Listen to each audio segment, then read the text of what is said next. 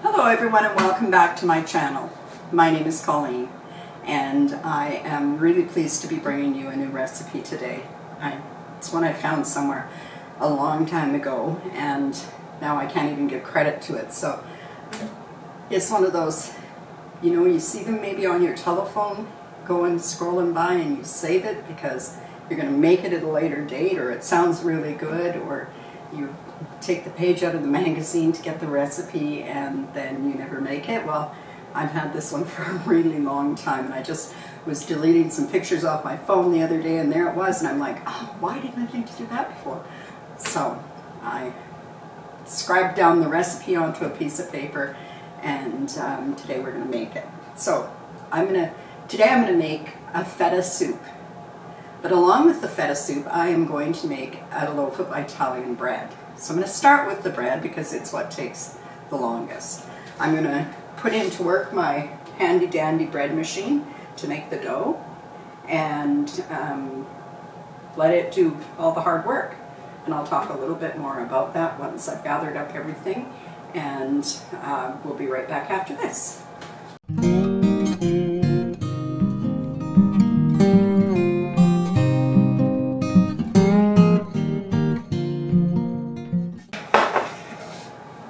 Okay, back I am. I've got everything gathered up here, I think. It doesn't take an awful lot of ingredients to make a loaf of bread, and I am working today with my Hamilton Beach. It's not my original machine. My original machine had a bigger pan in it, but I couldn't find one with a bigger pan, but this one has served everything that I need it to serve. I have even used 4 cups of flour in it, and it does groan about it, like it's not that happy, but it mixes it well, and so I have no complaints. All of the bread machines on the market today have a dough setting, and the reason I use the dough setting and bake my bread outside of the bread machine is because I didn't like the shape of the loaf when it was baked. I didn't like the texture of the crust when it was baked. And the bread itself tasted fine, but when I followed the directions on the bread machine and I used bread flour and I used bread machine yeast, it just didn't taste the same. You know, what you're used to, right? So I just started to use all-purpose, or AP, flour and just regular quick rise yeast, not bread machine yeast, and I've had great results. So this is a simple one. It won't take us long. I need 1 cup of tepid water or lukewarm water. I feel sure I've made this recipe for you before, but just in case, you'll have it now. We need to always feed the yeast to get it activated. So I'm going to put in 2 tablespoons of sugar, or thereabout. It doesn't really take that much, but that's what's going to happen. I'm essentially making an Italian loaf, French bread that I'm adding Italian seasoning to. Now I'm going to add some yeast. I'm going to add 2 and about 1/2 teaspoons of quick rise yeast. I'm going to add 2 teaspoons of Italian seasoning. And I'm going to be quite generous with it. I just felt Italian bread would be tasty with a feta soup, a roasted feta. Now, lastly, for the liquid ingredients that need to go in there, we need 1/4 cup of oil. And I'm going to use olive oil because I'm going with that whole theme of Italian or Mediterranean flavors. So I'm going to use olive oil instead of just regular cooking oil. And I'm going to add my flour. And I've had some people comment that I sometimes add the salt before the flour, and it's supposed to kill the yeast. That's never been my experience. I feel like that was probably in a book somewhere once and people have just followed it. Now I've lost track. I hope that's 3 cups of flour in there. I'll find out soon enough. So I've been adding the salt last, but within minutes of this starting to mix, the salt gets mixed in with the yeast. So I'm not sure what the fuss is about because it all happens pretty fast. And 1 teaspoon of salt. Now, I've got everything in there that I need. I'm going to put this into my machine. I'm going to set it on the dough cycle, which on this particular model of Hamilton Beach is 10. On my old one it was 8. So make sure you check which one is the dough cycle on your machine before you just push buttons. It would get you into trouble. I did it once. After years and years and years of using number 8 on my old one, I tried to use number 8 on this one, and it was one that cooks and rises and cooks, and wow, you should have seen that messy little thing that was in there, or maybe you shouldn't. Anyway, I will be back when it's time to get this out of the oven and form it into a loaf and let you look at that process. Well, the bread is ready. It was puffed up more than this, but just sitting out, it's gone down a little bit so you can see it really is a good rise on it. And I'm going to just form it into a loaf. I'm not going to need too much of the air out. We don't mind if it's a little fluffier anyway. And turn it over, brush it off. I've got a simple sheet pan here. And I'm just going to put the bread on the dough on the sheet pan. And because I want it to look a little fancier, I'm going to grab a knife out and I'm just going to cut a few slits on it.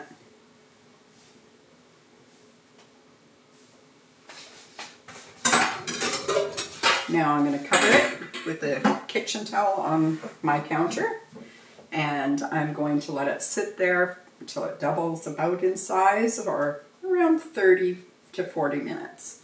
And then it'll be ready to go into the oven. Look at this beautiful loaf. It's going to go so well with our soup. I'm looking forward to it already. So now I have the bread cooked and out of the oven. I'm going to set it aside to cool a bit, and I'm going to get on with this soup. As I said earlier, I have found this recipe some time ago online, and promptly forgot all about it. It's been on my phone for a while, so I just scribbled down some quick notes about it. It's called roasted feta soup. I'm going to wash up these 4 romas and cut them in half.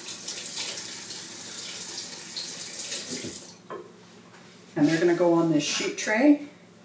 And it looks to me like everything that we put on here will all roast together. Because other than some veggie broth and cream at the end, everything cooks together in the oven. Got those 4 romas, a medium onion, and it says all we need to do with this onion is to quarter it. Now this is going to go into, let me check the temperature, 400, so let me adjust my oven temperature. It was at 375. And get rid of that. We're just going to quarter this up. This will be an interesting one to try. It sounds rather odd, but I've learned to trust.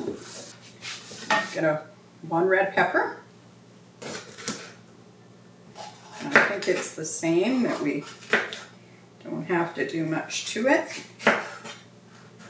So we'll just take off the yummy parts. Put the rest there.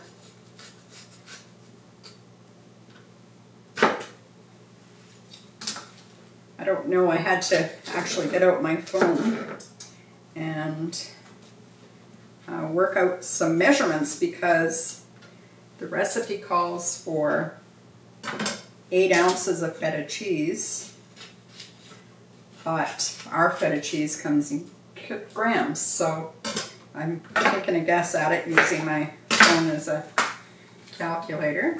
Now I need a head of garlic. I have some small ones here that I got at the grocery store the other day, so I think I'll use 2. Because why not? And what does it say? It says, we remove the roasted garlic from the head, so that would make me think that we leave the garlic whole. So I'm just going to cut the top off of it, stick it in there.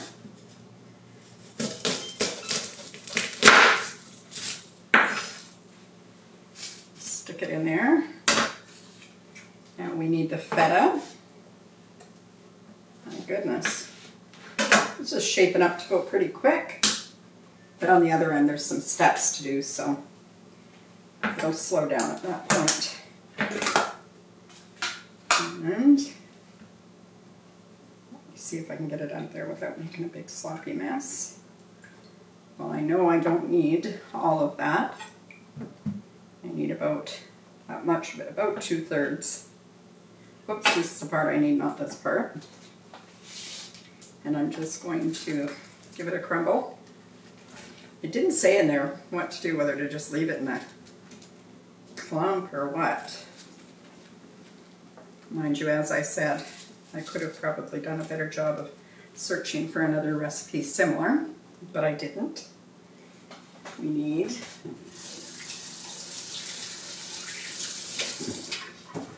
a couple sprigs of rosemary.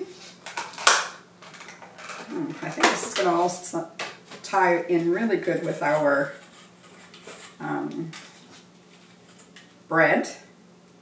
It's all the same kinds of flavors. A couple sprigs of rosemary. I'll just set this aside and I'll take care of that after.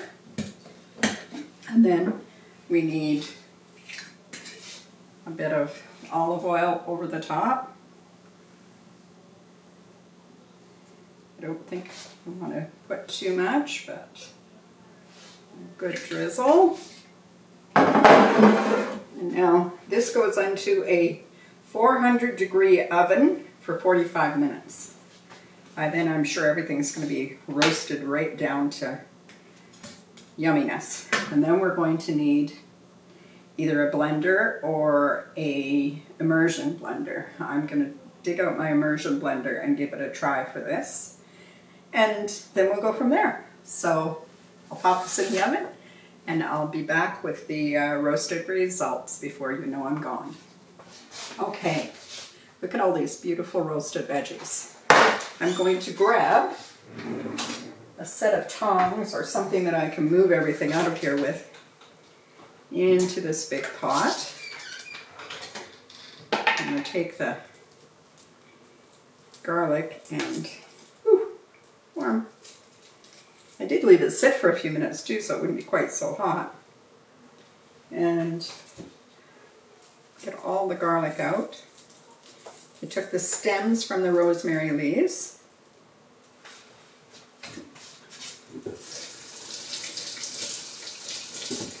And now I think all the rest of it can just be scooped in there now that we've got everything off it. I'm going to use my immersion blender and I'm going to blend this all up. It smells really good. I hope that's some indication of the level of flavor that's going to be in this soup. It's pretty different. I've never made anyone like this before. Actually, maybe I do. If I hold this just right.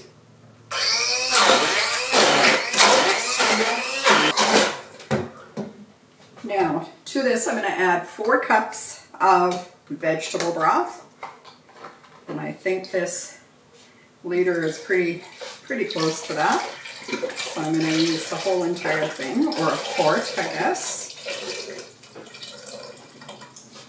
For my American friends, it's a quart. And then I'm going to mix this up, and then I'm going to have to put it back on the stove and bring it up to temperature again.